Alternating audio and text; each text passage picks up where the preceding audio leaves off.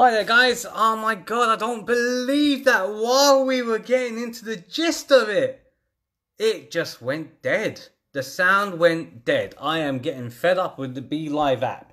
Although the Be Live app does actually particularly work when it decides to work, this is not good.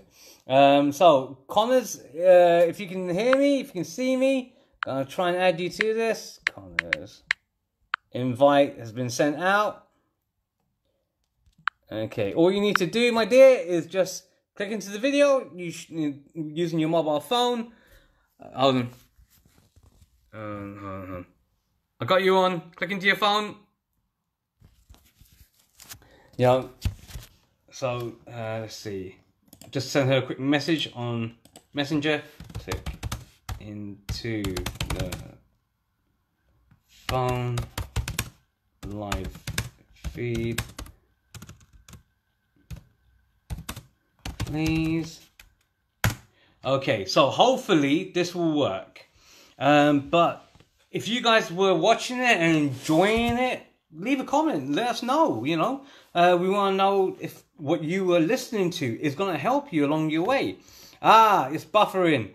Okay, that's good to know. That's good to know. So we will be. Oh dear God, I can't believe this. How could this happen? It's not the first time, and it won't be the last time. Okay, so as we were discussing, we were talking about the furlough and how the scheme's coming to the end. We know the furlough scheme, the way how the government's done this, is that it's going to finish in October. If a second wave does happen, there won't be another furlough.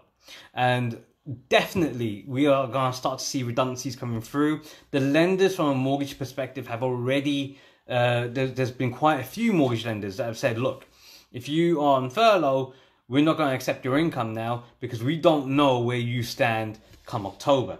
And this is where a lot of people are getting a little bit nervous about their jobs.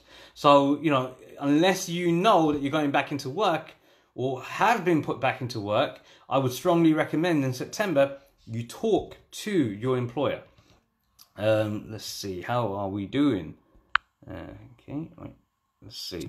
Just waiting for the time being. I have no idea what's going on with all these IT issues at this moment.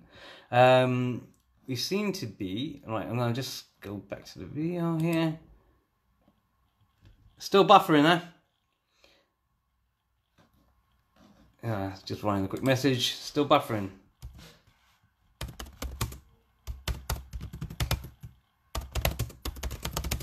On the Facebook Live. Yeah, because Connors was actually getting into the gist of it. And, Dawn, sorry, she was getting really into it. And the good news behind it is that, yes, this is what we want. I'm going to have to really find another app that's going to, change this all up. If you got a question for her, ask it away. Feel free. Let's see. Try coming out of the app.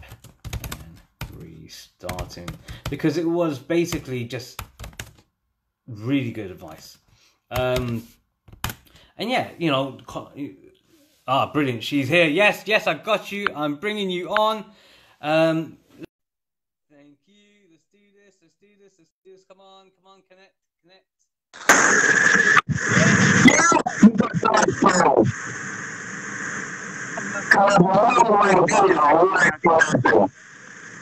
Okay.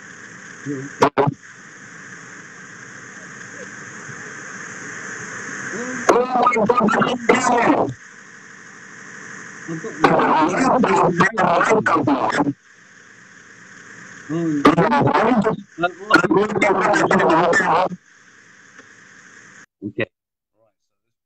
in. Let's try it again. Again, technology is fantastic when it works, when it decides to work.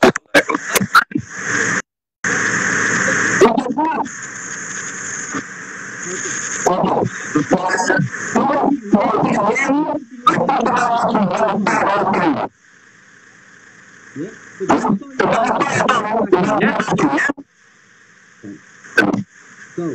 guys, if you've got any questions, throw it in.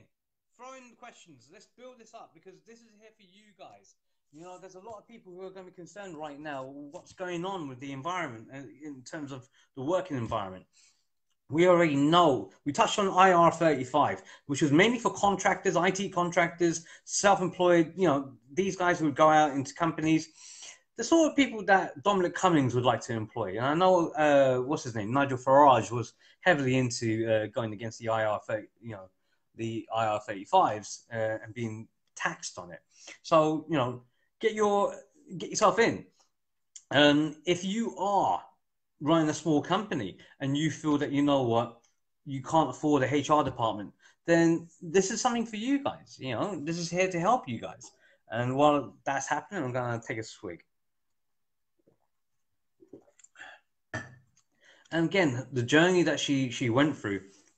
If you're someone that has not got into doing a degree, and this is a little side point for me, especially because of the A level fiasco and GCSE fiasco. You don't have to have a degree to do everything. You don't have to have GCSE maths to enter everywhere. And the reason why I say that is because, yes, if you're going into the academic fields, or if you're going into medical science, maybe even law, yes, you may need maths. You know, you will need maths, sorry, for those sort of environments, because that's what they demand. But clearly, that's not the case everywhere. And for many people, you don't even need a degree. You just need a professional qualification. So let's do this. Let's bring on Miss Morton, and fingers.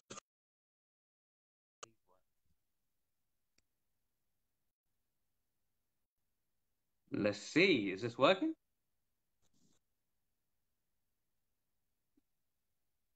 Can you hear me? Yes, Yeah, we I got can hear you. sound. We I've put got my lift headphones off. in because I. Houston, we are working. Okay, Okay. right. So where were we? We were actually at the furlough point. We were talking um, about the second I've wave. Government can't afford it again. So again, a lot of public sector workers who are just coming back from furlough. There's a lot of companies at the moment who are actually encouraging people stay away. We're at 34%, you know, compared to the rest of Europe, which has got like 70 to 80% of their workforce back in the offices now. But again, if we look at the offices, how many second spikes have we already seen? There's literally a second wave happening, but in smaller areas. So, you know, employers and employees are also feeling concerned, especially if they're not frontline. You know, like NHS, mm, shop workers, those kinds of things, fast food workers, key workers like bin men, those kinds of people. They haven't got a choice. You know, again, we salute you guys for the work that you do. What would you advise to, where are the government now standing? Because they're trying to push this encouragement back into the work environment, especially the. what I think what they've kind of said is if you can still work from home, then work from home. If you can't, and I guess the furlough scheme is actually for people that can't work from home, because if you could work from home and if there was work for you to do, because furlough is meant to be, and I think that's what another thing that people need to be clear on is that I've had it where employees are sort of saying, can you not just keep me on furlough till October? Why are you making me redundant now, etc.? But the furlough scheme was designed for those people where there isn't any work for them to do Yeah. because of COVID. So, for example, if you are missed, but your building is closed, there's no work for you to do. So that's why the furlough scheme, it wasn't meant to hold off the inevitable of, you know, that particular role no longer being required and redundancy needing to be. So some employers have used it for that. Some employers know full well that the downturn in their business has been so great that really they need to, you know, to release a lot of people. But because of, I guess, humanitarian reasons in the middle of this crisis to do that, so they've used the furlough scheme as a way of being able to keep people solvent for a longer period of time. But that's not Yeah. what the scheme was designed for, is what I'm saying.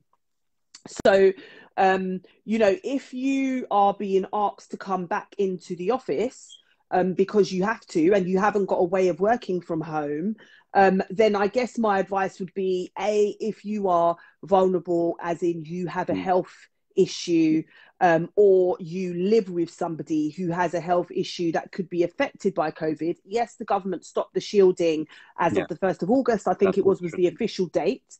But if you go to your doctor and there is ongoing concerns, particularly as you were quite rightly saying, we are, the government are showing figures of kind of individual spikes in individual places. And I guess even without what comes to us from the government, we do hear occasionally that somebody over here gets COVID or somebody over there has got COVID. If you're concerned, go to your doctor and they can write you, and there's like an exceptions letter or an exemplary letter that they can say that, no, you still need to shield. The issue with that is, up until October 31st, you could possibly get furlough because of that. But after that, there is no furlough. So you will have to think long term about how that is going to affect your income stream and all the rest of it. And, as I said on my webinar the other day, this is the time, or the last few months should have been the time where if there was something else that you was going to do, that you kind of took the time to maybe train for that thing and, see, because it may be that people have to change careers because of the issues that are going, not just because they're being made redundant, but because maybe the environment that they work in is not safe because of their individual circumstances. You said, there's people out there who have developed their additional skills, WordPress, affiliate marketing, drop shipping, other guys who decided to do, get their businesses up and running properly, whether it's utility warehouse or, mortgages or their practices for employees, like yourself. That is the spark that's happened. And we've seen a massive rise in people deciding to use the social media platforms to get their stuff out there, which is really cool. Social media has actually helped keep everyone together in that sense. Yes, it has had some divisive factors, but really, well and truly, for getting business out there's a lot more happening now. We're seeing it. Okay, so we've talked a little bit about the redundancies. We've talked about the furlough scheme, and there is again, for a lot of the bigger companies which are out there are people who work within the unions that will be able to recruit people and give more support. I suppose you would be on that sort of basis where, look, we're not the unions, but we can give individual advice. So I guess what we do is kind of in that middle bit of like where unions are helpful. But we also do have to remember who pays for the unions. I know that you do as an individual, but it's because you work for a particular company or in a particular industry. There's also a political element when it comes to unions as well. Sometimes I've found, sitting again on the other side of the fence, that unions have sometimes, what's the word? Scuppered or inhibited the outcome that an employee can get, because some unions have that kind of quite militant approach and sometimes that will get an employee's back up. So if employers within the law, whereas they may look at being a bit more lenient with things, sometimes the way that the union will approach you, it's kind of like, oh, okay, well, we're not doing that then. It's that type of thing. So yes, if you've got a union, they are very good. I think most of them are quite well trained.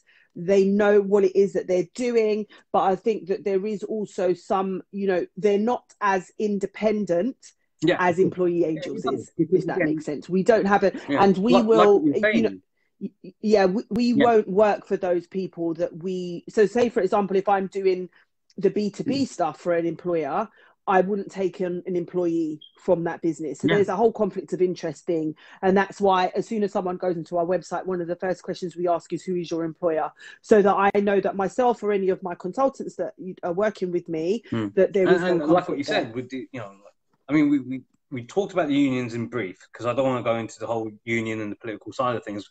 But let's face it, there is always going to be that side of the unions, because they do, they've always put their stamp out there. we're going to give some of our money to fund political parties like Labour or so on and so forth. And that's where you're right, the militant side does come in. Yeah.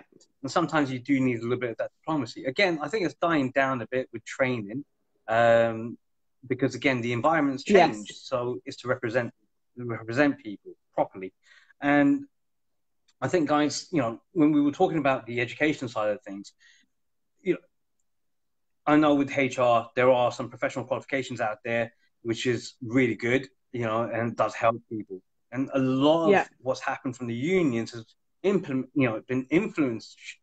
influential in employment law, you know. And again, those kind of help people. And that is where unions have their place, because they have a stronger, a more united voice that can influence politics. So, you know, that's what, but we also need to remember that there are much fewer unionized environments now. So a lot of companies, they don't have an agreement with the unions. They don't have, so whereas, say, for example, I don't know, you work in the industry, let's take teachers, for example. Any teacher can join the National Union of Teachers, or, you know, whatever other teaching, but it doesn't mean that we recognise, as in the employer or the business recognises unions. So yes, if you have a meeting, you can bring your union rep along, but if we are doing something, say, for example, we're consulting on changing redundancy terms and conditions, in a unionised environment, we will give that information to the union first. So we will present it to the union and say, this is what we're trying to do. And we basically try to get the union on side for us to implement that change.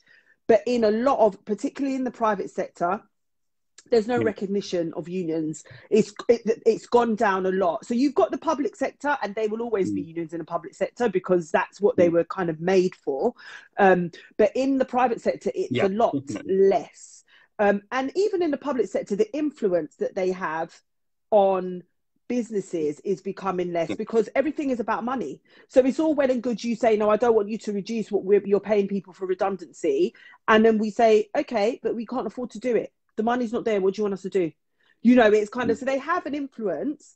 But I think we're coming more into a time, and it was along when, you know, when I worked in the public sector, it was when they started to make redundancies there, when the councils were losing money, when we went through kind of the last recession and all of that kind of stuff happened, that the public sector actually became more private sector. And that's when they started to outsource a lot of their things anyway. So a lot of their departments in the public sector have been outsourced to voluntary sector, or, you know, to do the things for them, or to the private companies who do work on behalf of the public sector. So, yeah, I definitely think unions have their place. I definitely think that they have been helpful. And I see employees who are helped by unions all the time because they've got somebody to advise them. But again, not everybody has access to unions to do that. And again, you know, guys, we're getting a couple more viewers in. Please feel free, give us a like, give us a share. Let us know if there's any questions that you'd like to ask. Again, a lot of the questions I get generally tend to happen when, before, and some of them are privately messaged to me. You actually had on your website a very interesting case study. I can't remember it off the top of my head, though. It was what I based, the whole thing about, for God's sake. Sometimes you get people messaging you random stuff, and it's like, God, why are you doing it now? But yeah, you had a case study where you had to sit down with the employer and the employee and mitigate, just be that person in between the two, and had to keep your cool. Has there ever been times where you felt, you know what, I've got to lose my cool with this guy? Both sides. It happens to me all the time, but that's just because of my personality. In normal life, I'm a no-nonsense person. So I think because of that, but I have obviously had to learn over the time. To be fair, I had a manager, so he was like the VP of HR. And if another manager was doing something or they wanted them to get something, he'd say, I'll set job on you. And that was kind of like, not because I was rude or anything, but I'll just be like, you're not supposed to do that. We need to do it like that. Why are you making it into no, we're going to do it like this or we're going to get sued? And that's kind of the attitude that I kind of have. And I will say it to managers all the time. I say to them, I've given you my advice. You can do what you want, Yeah. but we'll get sued. And when that happens, don't ask me to put together the bundles and the paperwork for court, because I told you. So it's kind of, that's kind of the thing. So I would say that I would put my point across in the way that my point is supposed to be put across. And if there is a legal or a kind of a best practice basis for disagreeing with them, I will make sure that that is known. Yes, I do get frustrated. Yes, sometimes even employees frustrate me, because, you know, in all of this, we need to know that there is always two sides. No employer sets up their business because they want to shaft employees. That's not the thing. What does happen, though, or what can happen, is for an employer's business to run smoother or easier, sometimes they will try to take shortcuts to enable them to do that. But I have equally seen employees that just take the mickey, really. And it does happen. And I'll say it, you know, it's a thing that happens. And I think that's why I said to you earlier on, if somebody's raising a grievance and they send me, you know, what's happened, and I think that there's no merit in it, I will say to them, I don't think you're going to get anywhere with this, or actually you're being a bit unfair, or maybe you should look at it like this, or, you know, whatever the situation is, I will be honest about that. It's not about, I don't think that what I do is like what employment lawyers sometimes do, which is, whatever the case is, if you're paying me, I will push it. There is also a school of thought, and I've seen it happen a lot now over the years, where people will be encouraged to take employers to tribunal, because they know that it costs an employer more money to just get to the door than it will to settle with them. Yeah, so even now, that's going to be a long time away, because the courts are just stacked up. You know, if you're going to take them to tribunal, it's going to be a while. Yeah. And I've advised, so some of my clients that, you know, that I'm working with at the moment, there will be issues where employees are threatening tribunal, and I will just say to them, let them do it, because you don't have to do anything until we get near to that date of tribunal, and it's not going to be for at least a year, if not two. And if the employee, say for example, and this is what I say, why I know how employers think, because I advise the employer to think that way. So say an employee is saying, I don't want to accept this redundancy package that they're giving me. I don't think it's enough. They changed my terms last minute. I'm not accepting. I'm taking them to tribunal. From an employer's kind of point of view, go ahead. It's going to take 2 years to get there. You're not going to get your redundancy pay because you said you don't want it. What are you going to survive on for 2 years? You know, it's that kind of, and I think that is where I would come in, because I would know exactly what to advise the employee to say at that point. But, you know, that's kind of where I guess my knowledge from both sides of the fence kind of comes into the fore, because even an employment lawyer hasn't necessarily worked in that low level kind of business as usual, day-to-day employment business environment. They've kind of got the legal training, and they've got, you know, all of that type of thing, and they talk from the law, but the kind of best practice, everyday practicalities is not as much, is not there as much.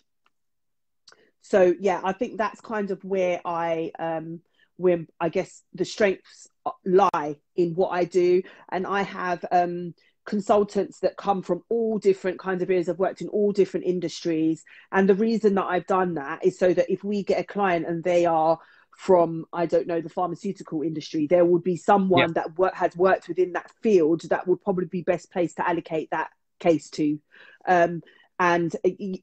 So that's what I'd say about that, really. But I think you know, my main thing is that employees now should just expect the unexpected, because we've heard this word 1,000 times, unprecedented, but it is actually unprecedented what has happened. And you will find sometimes with some of the small to medium sized companies, things like that, they will maybe not be so au fait with what they can. So I'll give you an example, and it's fine to do. So I'm doing some work for somebody at the moment, and what they've decided to do is we're making redundancies. We want people to work their notice whilst they're on furlough, and they have to take their holiday whilst they're working their notice. So if you think of that from a realistic point of view, and they are allowed to do it. If you think of that from a realistic point of view, what you're actually saying is, we're not giving you anything for your holiday. You've accrued all this holiday and we're not paying you out for it. And the reason that they're doing it is because people would have accrued nearly their whole year's holiday at this point, depending on where your holiday year falls. So they physically cannot afford to do it and pay statutory notice, which is what they have to pay. So if you've got employees that have been working for you for 12 years, if you've got employees that have been working for you for 12 years, you've got to pay them 12 weeks notice. So they're getting 3 weeks notice. So either you make them work it and you pay them the 3 months, and whilst they're on furlough, you can claim that 80% or that 60% when we get to October back from the government. Whereas if you give them pylon, for example, you're giving that to them, you know, they're 100% pylon for 3 months, which is a lot of money.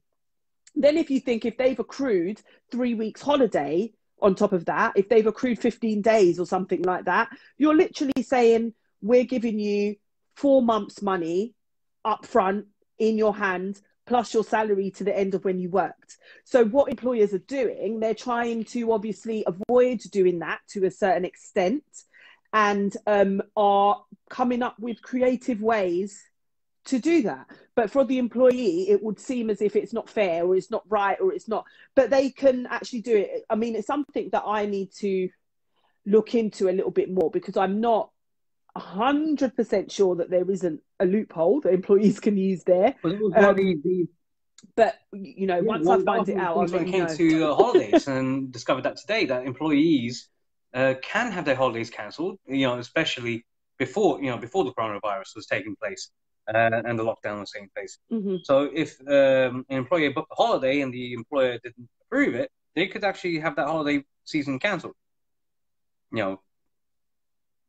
Yeah. So what the government have said is that they should allow employees to carry over more holiday than they would normally, so that they don't have to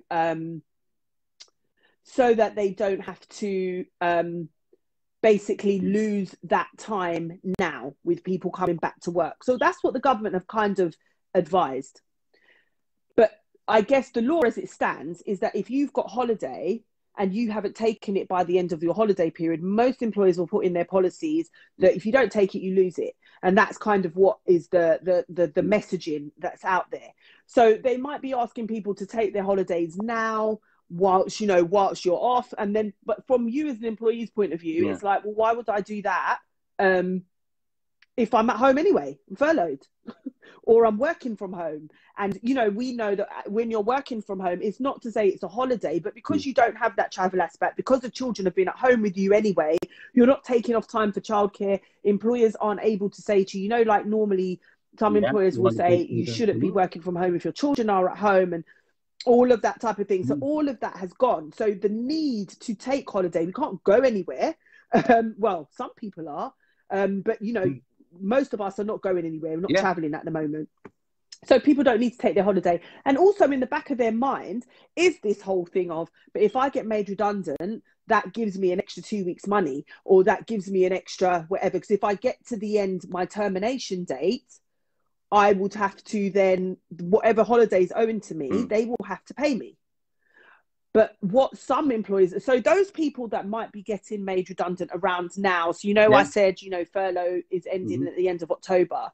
So those people that are going into consultation periods now and all the rest of it, they might actually get away with it, because employers can ask them to work their notice if they want, but after the furlough scheme has ended, they will have to be doing that in the workplace.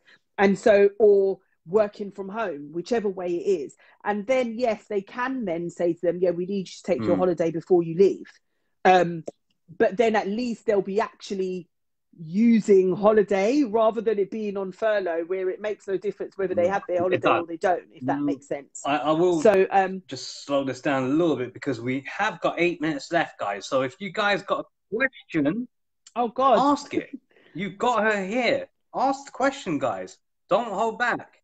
You only got 8 minutes left, so get your questions in. One person did give me a question, and it was in regards to, yes, they may be feeling that they may have a bit of victimization starting to kick in terms of their workplace, just to push people out so that they don't have to pay redundancy. So making things harder via KPIs, right, making things harder via performance indicate, performance PIPs, which was remind me what PIPs are. Yeah. And so what they're talking about is so basically they're looking at their performance reviews. They might be putting them on a performance improvement plan, also called a PIP. Yeah, and again, yes, it's more a matter of, well, if we push them out, we don't have to pay them redundancy because they've quit. So let's make things harder for them. And again, in smaller companies, how have you seen that kind of fear come through yet? Yeah, I mean, I do see. So this is what we call in the profession managing people out. So what we would do is you would look at, maybe they are poor performing though. So let's put that as a caveat as well. They would look at what it is that they're not doing or doing, and they may, so if you're a salesperson, yes, they may tighten the KPIs, but it's also about, do they have a rationale for doing that? So say, for example, the situation we're in at the moment, employers are going to want more sales coming in. So maybe they've increased what people's targets are because of that reason, just say, for example. But there is also something called constructive dismissal. So constructive dismissal is where an employer has breached an employment contract, or they've made it so difficult for an employee to do their job that they fundamentally kind of forced them to resign. So if an employee resigns under those conditions, that's what's called constructive dismissal. So it would just depend on the detail of exactly what they're doing. So if, for example, your contract says that you will work 9 to 5, Monday to Friday, and your employer comes and says, right now I want everybody on shift patterns, and you could work weekends and the night time and all of this type of thing, and you haven't agreed and they haven't consulted with you properly to do that, and there is a way that they should be consulting and there is a time period for that, then you can say, you've forced me to leave. Or I know there's been situations where employers have taken away, say, for example, a manager, somebody's managing people and they've said you can no longer manage you're not managing these people anymore, and they've taken away that part of their job. That could be a constructive dismissal. So it would all just depend. I think if we're looking at performance generally and putting people on PIPs, you would need to look at what are the objectives of the PIP, look at what the time scale is that they're asking you to improve on. Look at whether they have offered you training and things like that to help you. If they're saying that you're a poor performer, what have they offered you to enable you to be able to get? Because all of those things should really be in place. They shouldn't just be saying, right, you only made 10 sales and now we want you to make 30 and we're not giving you any time to do that. Also look at what they're doing.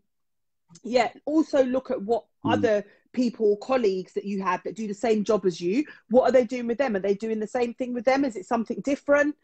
Could there be a discriminatory thing here? Could it be because you've got children? Have they said, I know people that were told that they were putting them on furlough because they had young kids. And obviously somebody might be grateful for that. They might think, actually, I do have but that should be an informal conversation that they have with you around that. And then you are kind of agreeing to the furlough. And also people need to know they need to agree to furlough. I mean, it's a bit past tense now because it's been done, but there's not many things that employers can force on you without some kind of consent or some kind of conversation that is had. And I think that's kind of the thing that people need to know. But if